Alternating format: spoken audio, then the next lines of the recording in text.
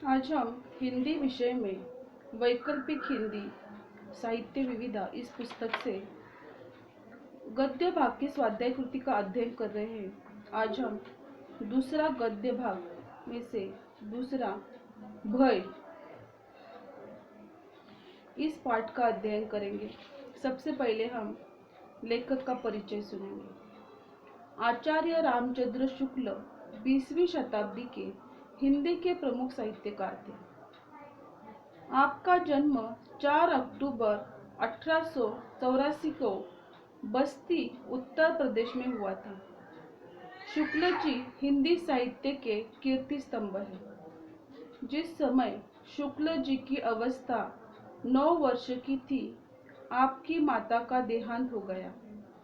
इस दुख से उनका व्यक्तित्व बड़ा गंभीर बन गया।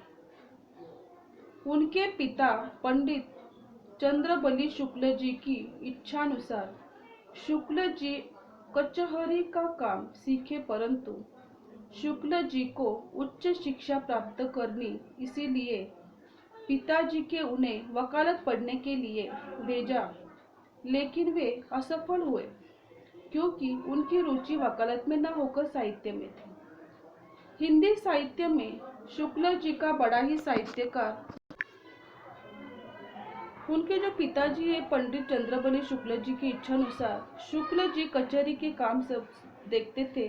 शुक्ल जी को उच्च शिक्षा प्राप्त करनी थी, इसलिए पिताजी ने उन्हें वकालत पढ़ने के लिए भेज दिया। हिंदी साहित्य में शुक्ल जी का बड़ा ही साहित्यिक योगदान था। 2 फरवरी 1941 को हृदय की गति रुक जाने से उनका देहांत हो गया। इस तरह से उनका देहांत बड़ा ही करुणमय हुआ था। हिंदी साहित्य में शुक्ल जी वैज्ञानिक आलोचक, निबंधकार, ऐतिहासिक ग्रंथकार के रूप में झलकते हैं।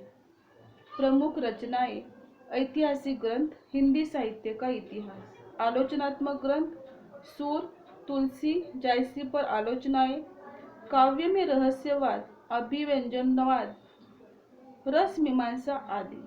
निबंधात्मक रचना है चिंतामणि भाग 1, भाग 2।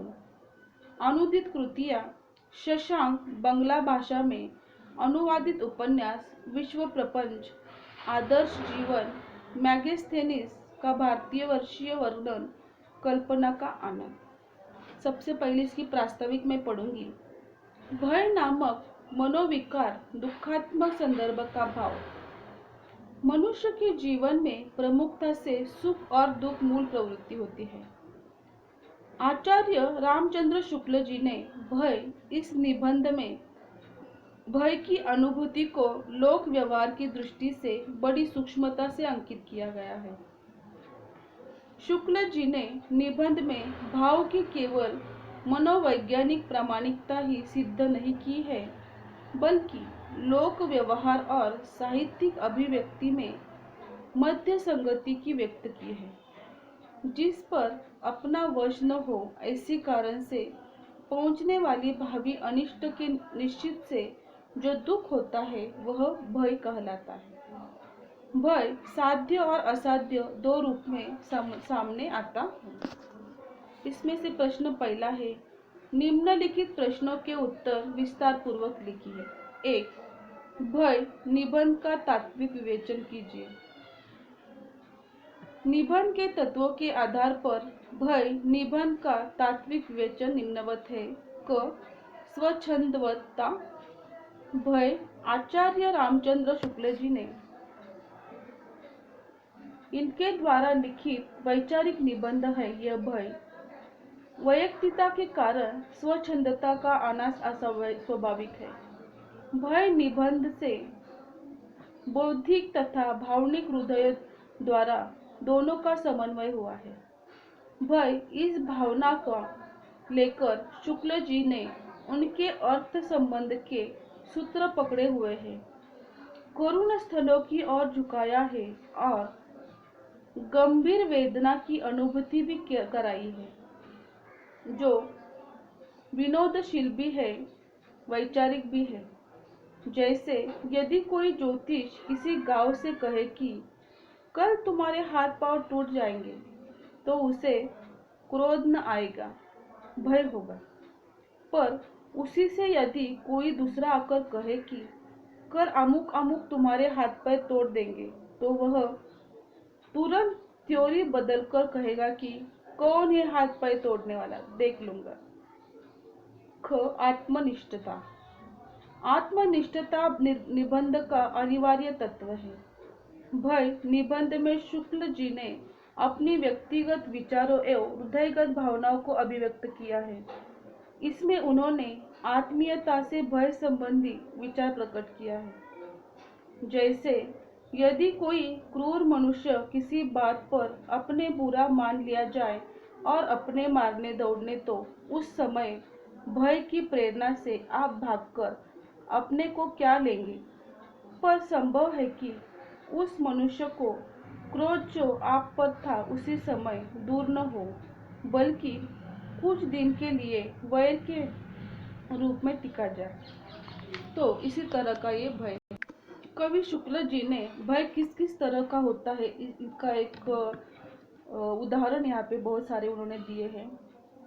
शुक्ल जी ने अपनी वैचारिक शक्ति के माध्यम से पाठक की ज्ञान पिपासा को जागृत किया है। जैसे भय की इस वासना का परिहार क्रमशः होता चलता है, जो जो वह नाना रूपों में अभ्यस्य हो जाता है, त्यों त्यों उसकी धड़क खुली जाती है। इस प्रकार अपने ज्ञान बल, हृदय बल और शरीर बल की वृद्धि के साथ वह दुख की छाया मानव हटाता चलता है। समस्त मनुष्य जाति की सभ्यता के कारण विकास का भी यह क्रम रहा है। इस प्रकार निबंध के माध्यम से शुक्ल जी की वैचारिक क्षमता का प्रतिपादन होता है। संक्षिप्तता। संक्षिप्तता निबंध का आवश्यक गुण है। भय निबंध में वैचारिक गहनता, सरसता एवं सार गंभीरता प्रतीत होती है, जिससे भय की परिभाषा सहजता से पाठक तक पहुंचती है। शुक्ल जी ने एक सीमित आकार में इस निबंध की रचना की है। इस तरह से जिससे सीमित आकार में सीमित समय में प्रतिपाद्य विषय पाठक तक पहुंच जाता है। जैसे भय का विषय दो रूपों में आता है, असाध्य रूप में और साध्य रूप में। असाध्य विषय वह है जिसका किसी प्रयत्न द्वारा निराकरण असंभव हो या असंभव समझा पड़े। साध्य विषय वह है जो प्रयत्न द्वारा दूर किया या रखा जा सकता है। भाषा। अपनी बात को दूसरे तक पहुंचाने का सहज साधन है भाषा।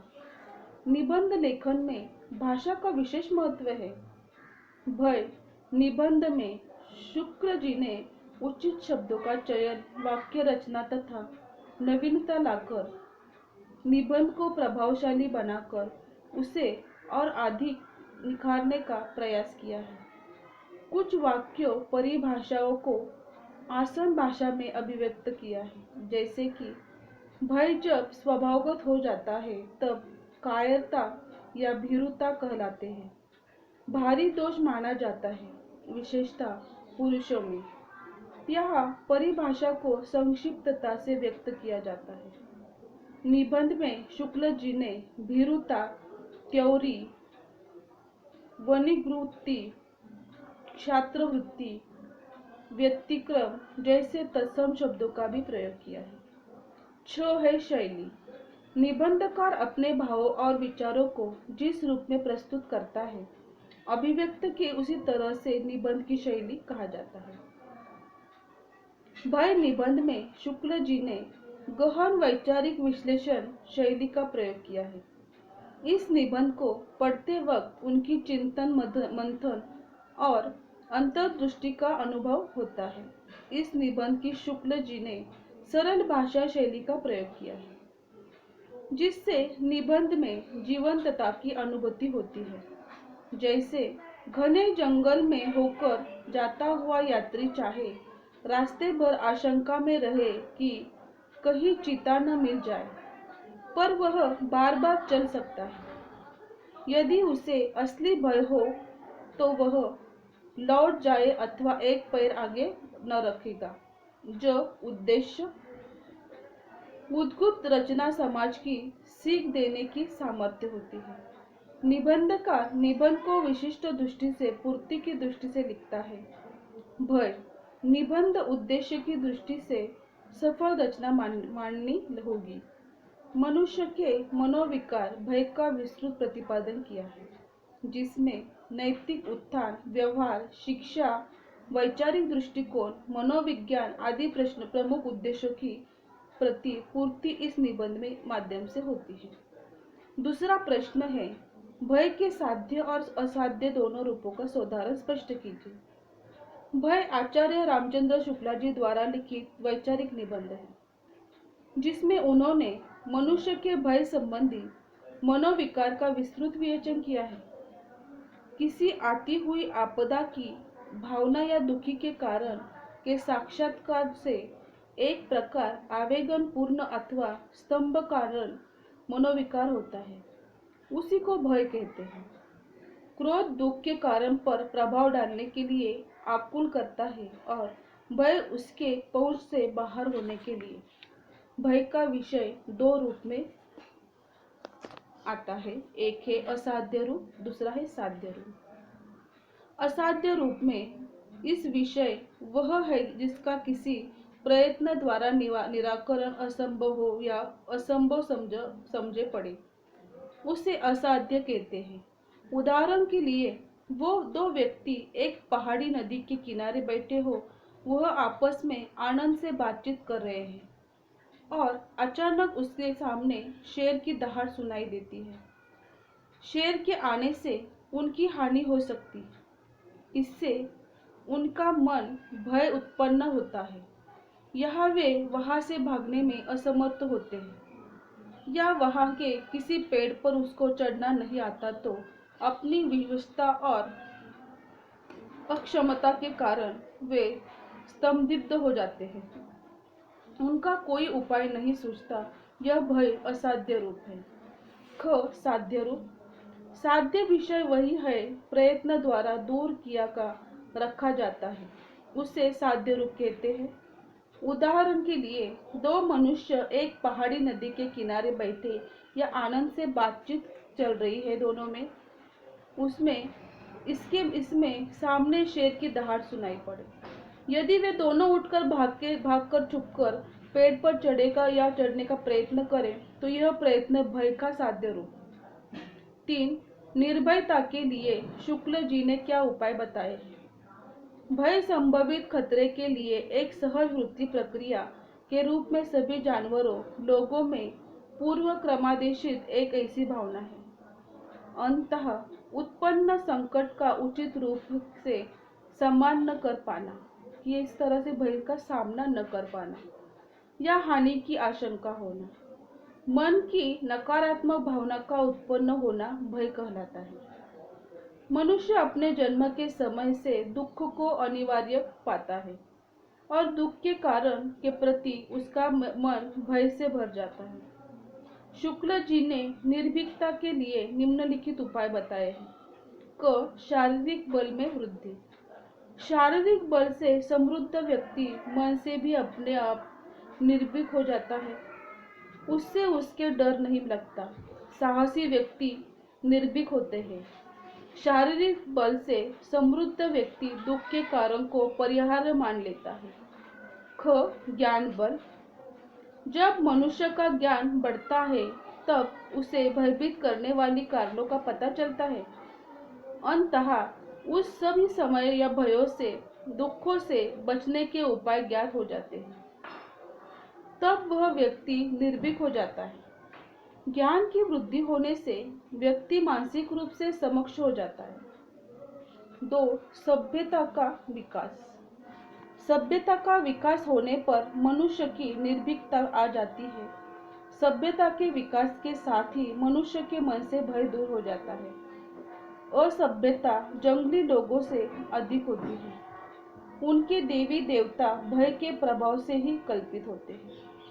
किसी आपत्ति या दुखी से बचने के लिए वह उनकी पूजा करते हैं।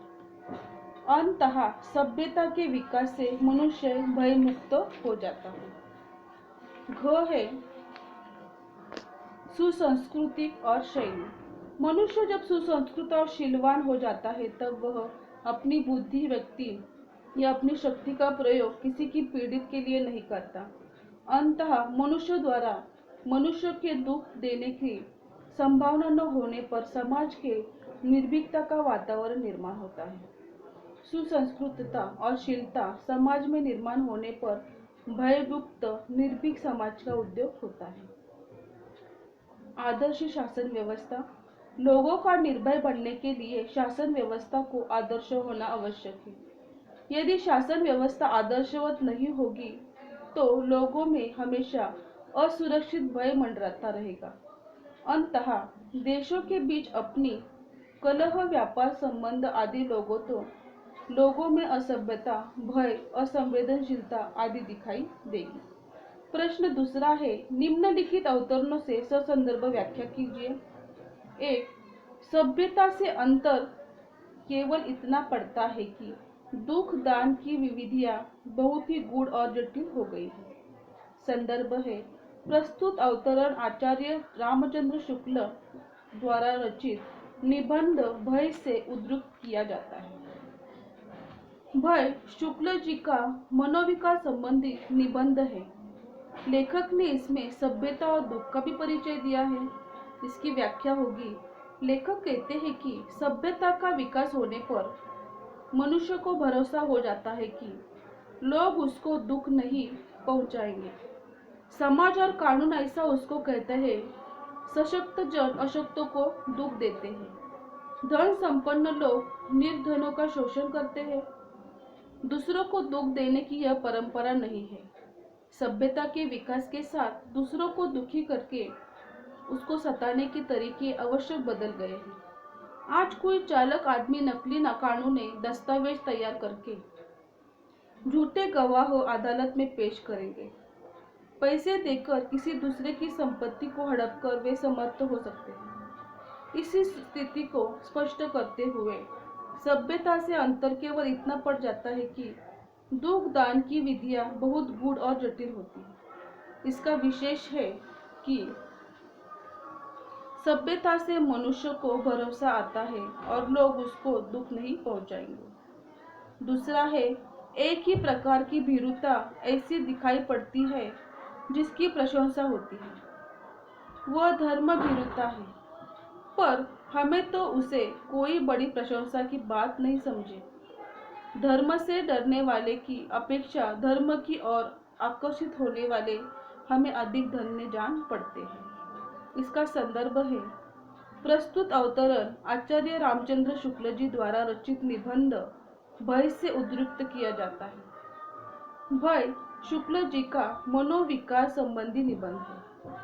लेखक ने इसे भय की भावना भीरुता की अभिव्यक्त की है। इस तरह से इसकी व्याख्या होगी कि लेखक कहते हैं कि भय जब स्वभावगत हो जाता है तो कायरता का भीरुता कहलाता है, भारी दोष माना जाता है।